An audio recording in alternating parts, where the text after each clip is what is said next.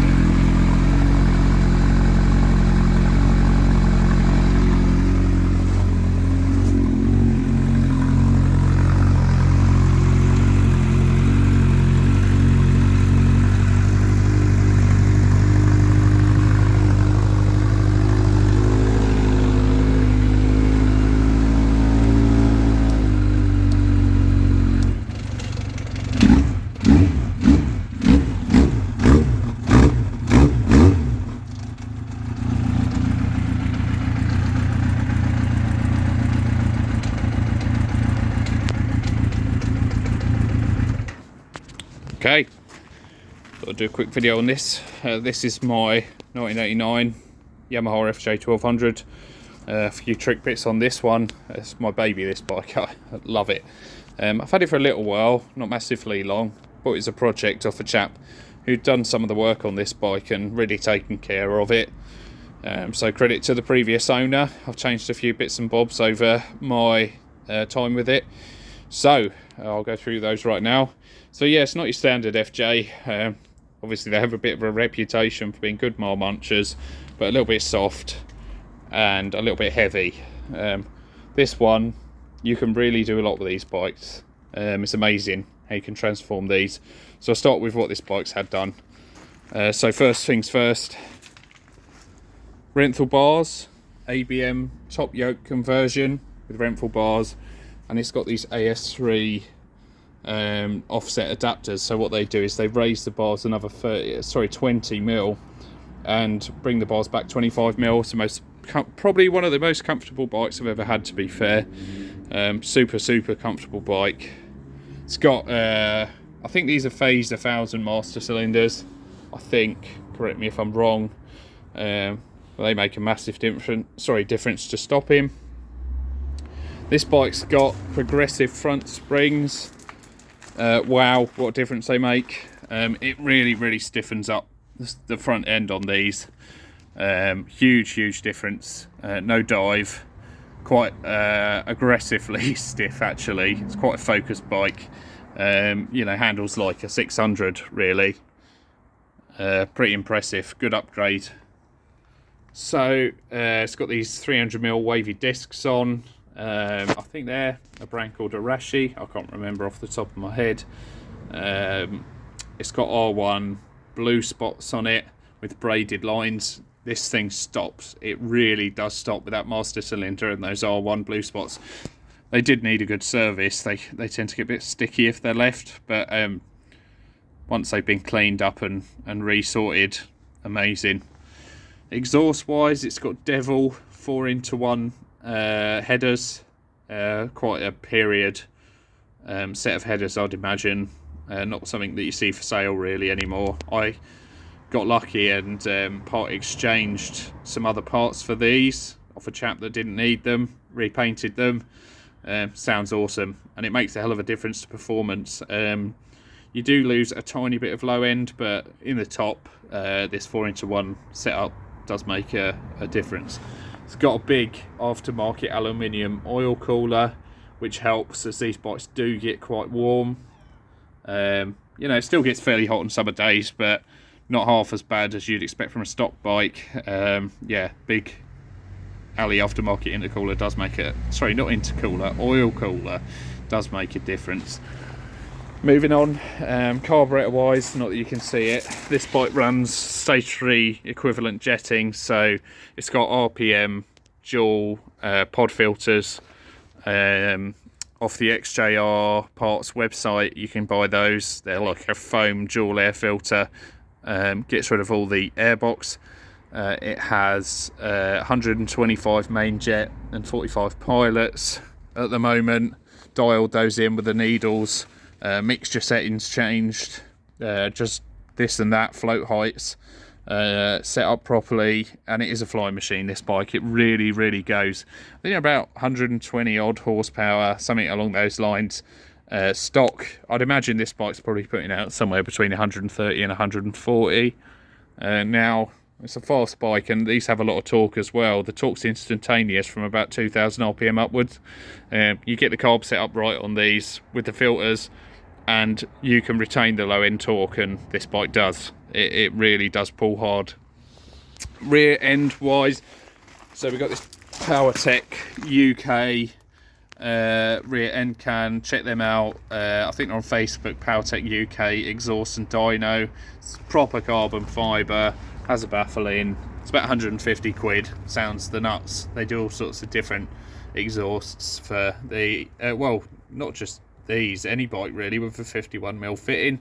The link pipe was off a different setup, and I just had to make it work. Bit of polishing to do there, but it does work. It's got a GSXR rear wheel, 5.5 inch wide, 170 profile tyre, which is still, I'm still bedding it in essentially. It's not done any mileage. It's got a wavy rear disc, and it's got the GSXR rear caliper with a welded on bracket onto the swing arm. Works really well. The caliper was serviced again because it was leaking when I got it. Yeah, you press that too hard, it will lock up quite easily. Someone's done a fantastic job of welding, TIG welding that bracket on, very secure. But yeah, the rear wheel conversion does make a difference. It runs a 120 front tyre as well, so modern equivalent size tyres. It did have a 180 on when I bought it, but they run very close and to the swing arm, and a 170 you've got a good amount of clearance even when the tyre gets warm. Runs LED bulbs. Again, not particularly an interesting modification, but does make things a bit brighter. Okay, what else have we got? Yeah, no alignment issues with the Gixxer rear wheel. There's good guides out there on Facebook on how to do it. This one, someone had like custom aluminium spacers made to centralise the wheel, so that's all good. No issues there. Runs 110 link chain. It's got the spin-on oil filter conversion. I think you can get those off XJR parts. The spin-on oil filter conversion doesn't really make a performance difference as far as I'm aware, but it does make oil changes a lot easier over those really messy cartridge filters. It has the Oberon clutch master cylinder upgrade. Boy oh boy, this has got one of the lightest clutches, hydraulic clutches I've ever used on a motorcycle.